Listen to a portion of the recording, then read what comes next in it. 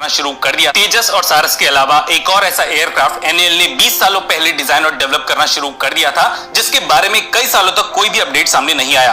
पर अब जाके 2 दशकों बाद इस एयरक्राफ्ट में से फिर से पर्दा हटा है और फाइनली इसे सर्टिफाई करने के लिए काम किया जा रहा है। 2 सीटर हंसा को पायलट्स की ट्रेनिंग और फ्लाइंग स्कूल्स के लिए डेवलप किया गया था और सन 2000 में काम शुरू होने के बाद इसके डेवलपमेंट को ठंडे बस्ते में डाल दिया गया। फिलहाल फ्लाइंग स्कूल्स के सभी एयरक्राफ्ट ओवरसीज मैन्युफैक्चरर से इंपोर्ट करने की जरूरत पड़ती है और भारतीय सरकार अब इस पे भी लगाम लगाने के मूड में आ चुकी है। एनएल ऑफिशियल्स के मुताबिक हंसा के एनजी वर्जन के ट्रायल अब फिर से शुरू कर दिए गए हैं और जल्दी डीजीसीए से अप्रूवल मिलने के बाद इसे कमर्शियली भारतीय मार्केट में बेचने के लिए इसका प्रोडक्शन शुरू कर दिया जाएगा।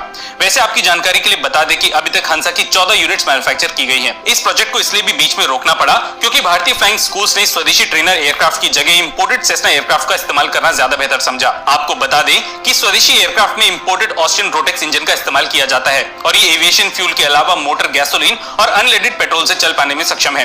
भारतीय सरकार द्वारा इस प्रोजेक्ट में तेजी दिखाने के बाद एनएल को अब जाके इसकी खरीद के लिए 80 लेटर ऑफ इंटेंट्स अलग अलग फ्लाइंग स्कूल से प्राप्त हुए हैं। एक रिपोर्ट के मुताबिक भारत के फ्लाइंग स्कूल की फीस ओवरसीज फ्लाइंग स्कूल से कहीं ज्यादा होती है और वो इसलिए क्योंकि इंपोर्टेड एयरक्राफ्ट के अलावा पायलट्स को ट्रेन करने के लिए इंपोर्टेड फ्यूल का इस्तेमाल इन एयरक्राफ्ट में किया जाता है।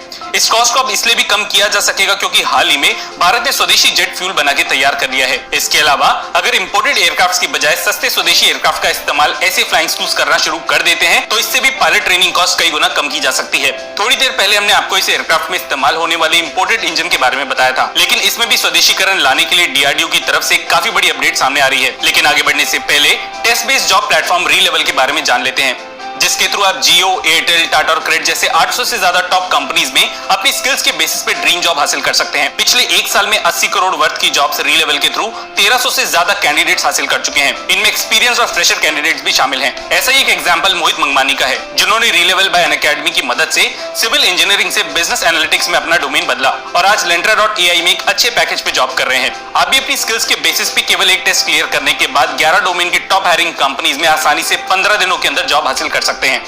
कमाल की बात यह है कि इस टेस्ट को आप अनलिमिटेड टाइम्स अटेंड कर सकते हैं और वो भी अपनी अवेलेबिलिटी के अनुसार। सबसे बड़ी बात यह है कि एचआर, सेल्स और बिजनेस एनालिटिक्स जैसे 11 डोमेन के कोर्सेज भी रीलेवल प्लेटफॉर्म पे ही अवेलेबल हैं, जिनकी मदद से आप आसानी से इन टेस्ट के लिए तैयारी कर सकते हैं। ये सभी कोर्सेज आते हैं 14 दिनों की सेटिस्फैक्शन गारंटी के साथ। मतलब अगर आपको 14 दिनों में कभी भी कोर्स को लेकर कोई डाउट पैदा होता है तो आप अपना फुल रिफंड वापस ले सकते हैं विदाउट एनी क्वेश्चंस आस्क्ड। ये कोर्स मोबाइल जैसे हैंडल डिवाइसेस के लिए भी बना है, मतलब कहीं भी और कभी भी बैठे आप लाइव क्लासेस और रिकॉर्डेड सेशंस देख सकते हैं और प्रैक्टिस के लिए रीलेवल लाइब्रेरी का भी इस्तेमाल कर सकते हैं। इसलिए वेट मत कीजिए और डिस्क्रिप्शन में दिए गए लिंक पे क्लिक करके आज ही रीलेवल पे रजिस्टर कीजिए। हंसा जैसे छोटे एयरक्राफ्ट्स के लिए डीआरडीओ 200 से 300 एचपी के इंजन का डेवलपमेंट टेक महिंद्रा के साथ मिलकर कर रही है। इस इंजन के कुछ कम और ज्यादा पावर के वेरिएंट्स बनाए जाएंगे और इसका इस्तेमाल हंसा, सारस और तपस ड्रोन में किया जाने वाला है। माना ये जा रहा है कि 2023 के एंड या 2024 के फर्स्ट क्वार्टर से इस इंजन के ट्रायल शुरू कर दिए जाएंगे। बात करें हंसा की तो शुरुआत में इस एयरक्राफ्ट के फेलियर का एक और रीजन बताया गया था। इस आर्टिकल के मुताबिक किसी भी ट्रेनर एयरक्राफ्ट को तब जाके खरीदा जा सकता है